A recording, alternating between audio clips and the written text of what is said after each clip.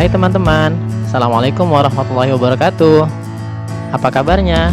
Semoga sehat semua ya. Hari ini kita akan belajar mengenai perkembangbiakan hewan. Sudah siap belajar bersama? Yuk kita mulai. Tahukah kamu cara perkembangbiakan hewan? Layaknya tumbuhan, hewan juga berkembang biak secara generatif dan vegetatif.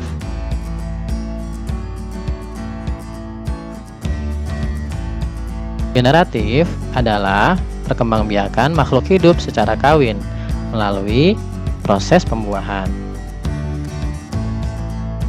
Sedangkan vegetatif adalah perkembangbiakan secara tidak kawin tanpa melalui proses pembuahan. Untuk hari ini, Pak Mul akan membahas tentang perkembangbiakan secara generatif ya.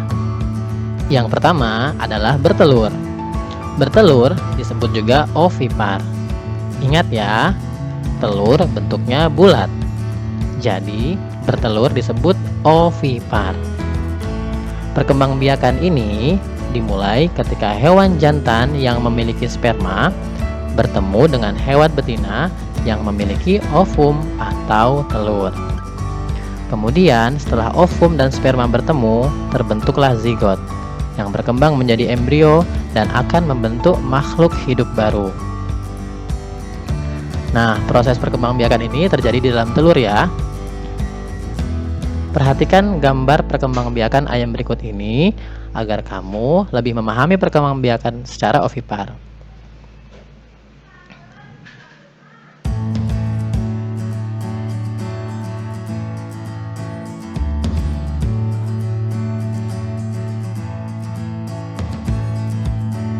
Sudah paham kan? Sekarang kita bahas hewan yang berkembang biak dengan cara ovipar. Sebenarnya ciri-ciri hewan ovipar ada banyak, tetapi yang paling mudah diingat adalah tidak memiliki daun telinga. Contoh hewan yang bertelur atau ovipar ada ayam, bebek, merpati, dan masih banyak lagi. Nah, perkembangbiakan yang kedua yaitu melahirkan. Melahirkan disebut juga dengan vivipar. Sama seperti perkembangbiakan ovipar, perkembangbiakan vivipar dimulai dari sperma yang bertemu dengan ovum.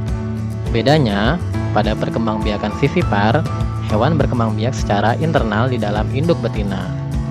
Embrio akan terus berkembang dan terus tumbuh di dalam perut induknya sampai siap untuk dilahirkan.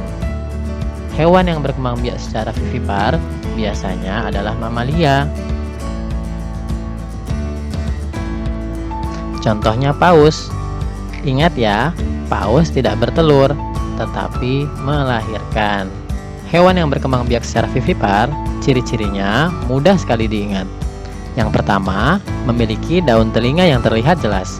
Selain itu, mereka juga menyusui anak-anaknya. Contoh hewan yang berkembang biak secara vivipar ada domba, sapi, kelinci, dan masih banyak yang lainnya. Bisakah kamu sebutkan hewan lain yang berkembang biak secara vivipar? Tulis di kolom komentar ya, teman-teman.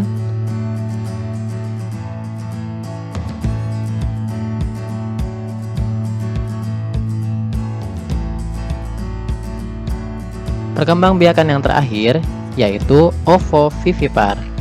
Apa itu ovovivipar? Ovovivipar yaitu perkembangbiakan secara bertelur sekaligus melahirkan. Pembuahannya terjadi di dalam rahim induk. Kemudian telurnya terbentuk di dalam rahim. Bukan dikeluarkan seperti ayam ya teman-teman. Kemudian telur tersebut menetas di dalam tubuh induknya. Setelah telur menetas, mereka akan keluar sebagai makhluk hidup baru.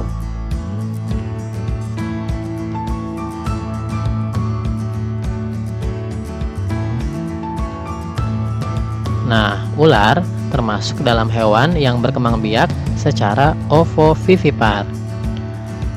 Beberapa ular ada yang berkembang biak secara bertelur, melahirkan, atau bahkan juga bertelur sekaligus melahirkan. Contoh lainnya ada kadal, hiu, dan yang terakhir platypus. Platypus sebetulnya berkembang biak secara bertelur. Namun, platypus termasuk mamalia dan menyusui anak-anaknya.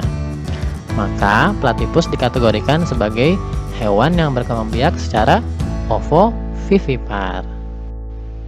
Itulah 3 cara perkembangbiakan hewan secara generatif. Masya Allah ya teman-teman, segala ciptaan Allah itu tidak ada yang sia-sia. Untuk menambah wawasan teman-teman tentang perkembangbiakan hewan secara generatif, teman-teman bisa membaca materi tentang perkembangbiakan hewan secara generatif itu di buku JSIT halaman 93 sampai 96. Kemudian kerjakan tugasmu di halaman 97 sampai 98. Terima kasih, sampai bertemu di pembelajaran berikutnya. Assalamualaikum.